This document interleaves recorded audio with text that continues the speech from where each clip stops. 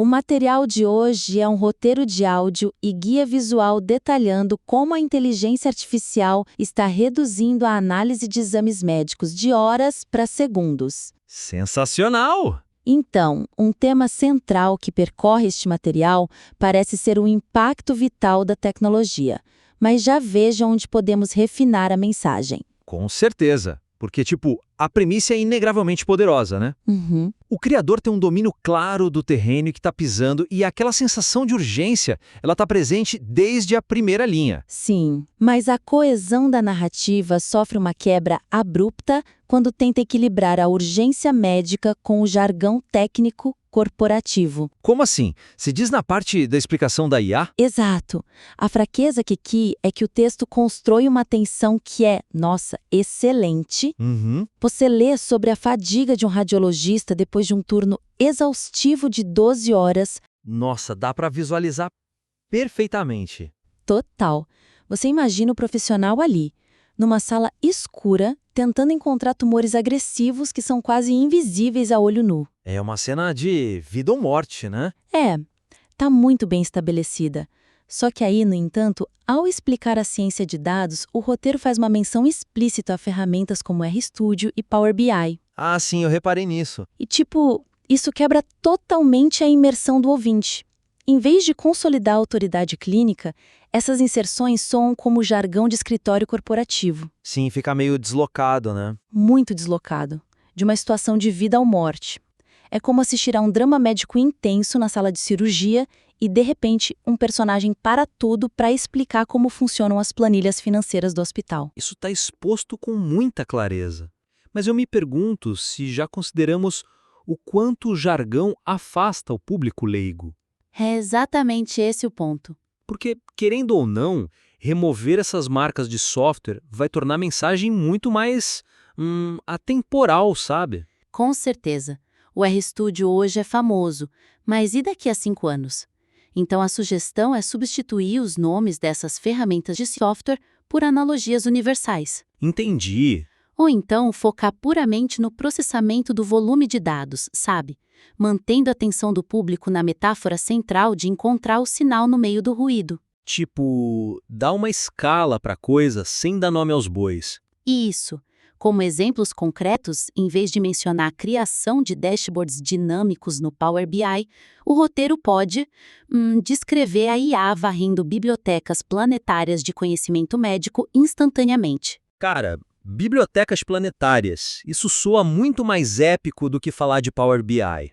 Muito mais. E aquela metáfora do sinal no ruído, ela pode ser ilustrada visualmente, como já sugerido no guia visual, com os bounding boxes nos raios-x, né? Aquelas caixinhas coloridas ao redor do problema. Exato. A gente pode fazer isso sem precisar invocar o RStudio, comparando o microaneurisma a uma agulha e um palheiro digital que a IA de repente ilumina em vermelho. Nossa, essa imagem visual da agulha no palheiro iluminada em vermelho é fantástica. Né?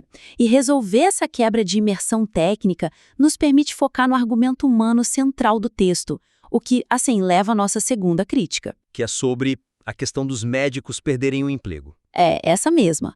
A discussão sobre a inteligência artificial substituir os médicos recai em um argumento comum que enfraquece a originalidade da peça. Confesso que quando eu li aquela frase sobre o médico que não usa IA ser substituído pelo que usa, eu dei uma desanimada. É natural, porque a fraqueza aí é que essa frase é um dos maiores clichês atuais sobre o tema. Total. A gente escuta isso o tempo todo, em palestra, LinkedIn, podcast de negócios. Uhum.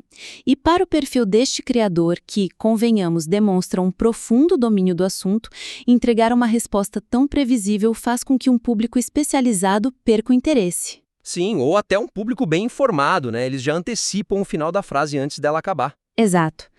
Pelo que entendi das notas, o argumento aqui é que a empatia é o diferencial humano. Vamos olhar de perto a seção que discute isso. Será que focar na sobrevivência mercadológica do médico não dilui a mensagem de compaixão? Construindo sobre esse ponto, e se olhássemos para isso da perspectiva do paciente? Adoro essa ideia. Porque, cara, o paciente não quer saber do currículo do médico ou se ele está competindo com outro profissional. Não mesmo. Ele quer saber do cuidado. E a força real do material está naquela parceria silenciosa entre o robô e o médico, conforme ilustrado pela tela dividida no próprio guia visual deles. Sim, aquela cena do robô brilhando de um lado e o médico amigável do outro. Isso. Essa imagem já entrega o ouro. Então, a nossa sugestão é elevar o debate focando não na substituição, mas em como a relação humano e IA transforma a natureza da própria profissão e, amplifica os traços humanos. E como a gente tangibiliza isso no roteiro? A gente pode usar exemplos concretos, explorar o conceito de empatia aumentada, sabe? Empatia aumentada? Gostei do termo, porque hoje o sistema rouba o tempo do médico, né?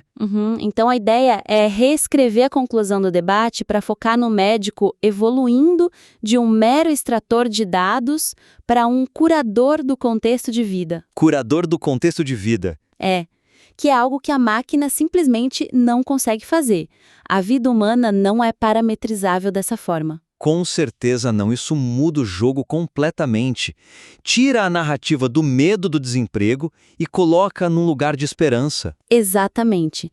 E já que a gente está falando de esperança e de impacto emocional, a gente precisa falar sobre a edição e o ritmo do vídeo. Opa, vamos lá. Porque a terceira crítica é que a estrutura e o ritmo do guia visual criam uma dissonância emocional brutal ao intercalar momentos de alta tensão médica com excessivas chamadas para a ação. Os famosos CTAs. Os CTAs. A fraqueza é que o roteiro atinge seu ápice emocional no final.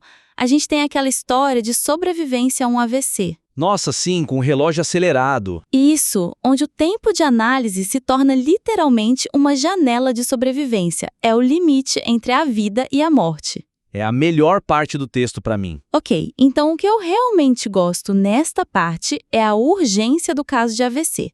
Mas o guia de edição instrui a inserção de um CTA para o Spotify bem no meio do debate sobre empatia. Nossa, bem no meio. Bem no meio. E pior, termina o vídeo com uma metralhadora de pedidos. Inscreva-se, deixe o like e baixe o livro de novo. É muita coisa. Isso banaliza o impacto visceral de salvar vidas, sabe? Imagine dizer a alguém que a vida dela acabou de ser salva e, no mesmo segundo, entregar a ela um panfleto pedindo para seguir um podcast.